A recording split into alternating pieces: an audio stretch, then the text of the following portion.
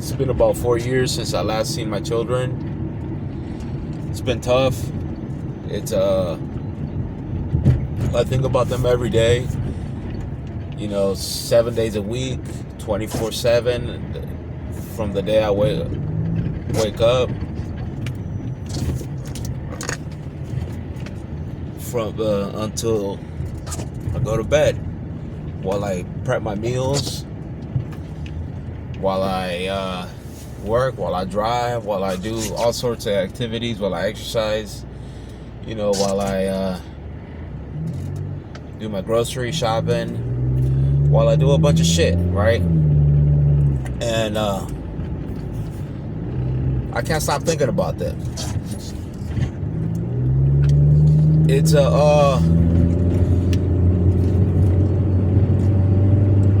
it's been tough, right? Tough in the sense where I was accustomed to living, because the majority of their life they were living with me, on and off with the mother, and then it was hard to get accustomed to be living on your own, knowing that you have children out there, right? And it got easier though for me. It's just because I don't know why. It wasn't like I was sad or depressed. I wasn't depressed, it was just, I always thought about, and what kept me sane is that I always think about, if this is tough on me, I wonder what they're going through. I wonder what they're going through. And I guess that's what kept me strong. My head straight. And yeah. So, a little bit of background.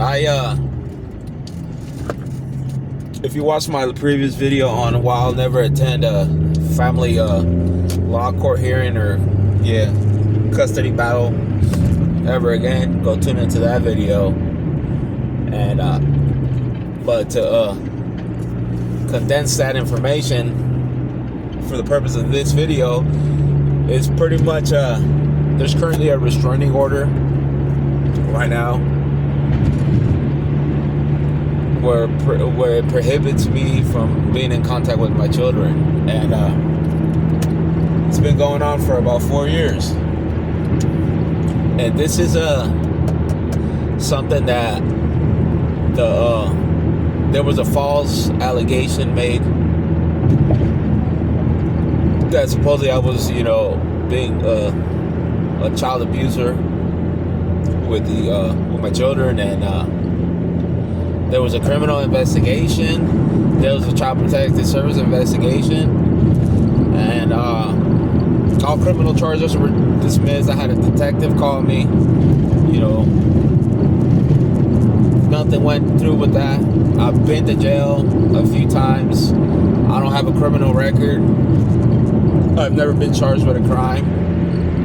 I don't even have misdemeanors. And the closest thing to a crime I have is speeding. And yet,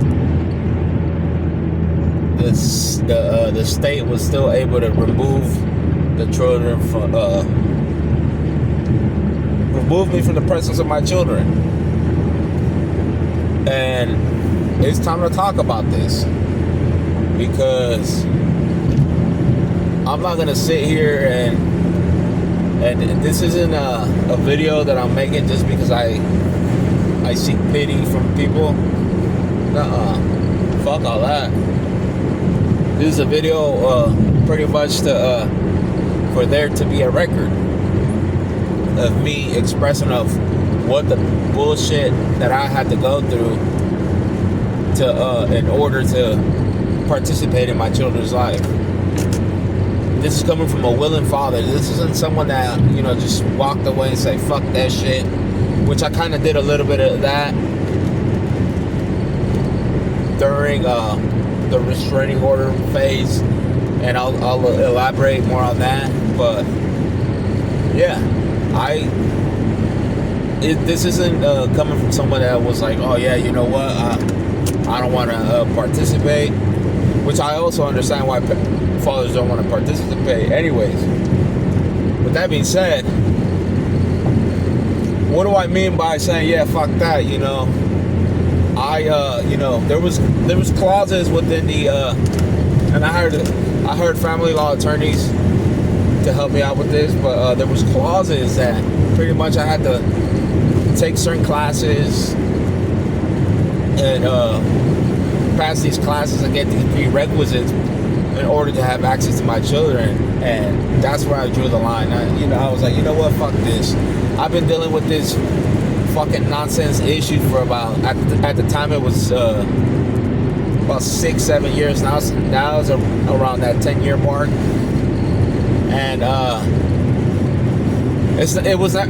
saw it, I saw it even years before that, where it was like, this shit's never gonna end. The fact that I gotta go back and forth, and if you look at my previous video, this is where I, say where I refuse to put myself in a system. Yeah, I put myself in that system, but I refuse to engage in that system where I have to take these classes, take the courses, that's not enough. You gotta do this. Fuck that. If two parents can't get along together for the well-being of the children, what the fuck is the point? I have better shit to do than sit there at a court-mandated class that I'm potentially most likely not going to learn anything, and sit there and get lectured by some fucking liberal teacher that probably doesn't still confused about their fucking gender. You guys got me fucked up. I'm cool. I have better shit to do. My time as well. I'd rather invest my time in doing the other shit that actually matters, like exercising, reading a book. I read on a consistent day, on a daily basis, every day. I'd rather be doing that than fucking sitting there and taking their courses or their classes, what they mandate fathers to take. Nah, fuck that. I didn't commit a crime. I haven't done anything wrong. But the system tries to trick you guys into thinking that, you're a piece of shit father if you don't, take these classes, or if you don't collaborate with them.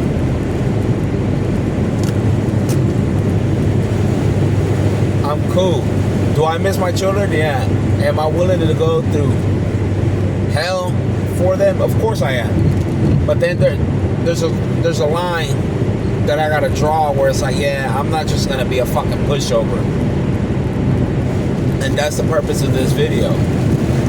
That's the reason why, that's one of the reasons too where I haven't seen my children, because I could have went out of my way, and took these classes, took these prerequisites, but at what cost? At what, to what extent? Is it ever gonna end? It never fucking ends. That's the issue. It never ends.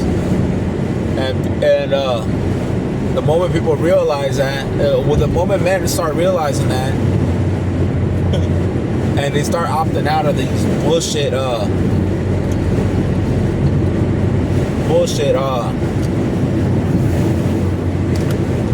requirements,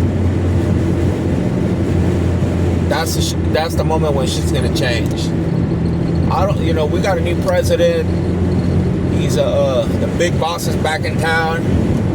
People are optimistic. Yeah, I support our president, but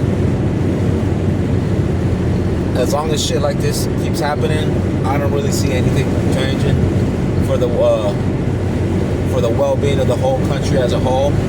If the father isn't allowed to be there and guide your children.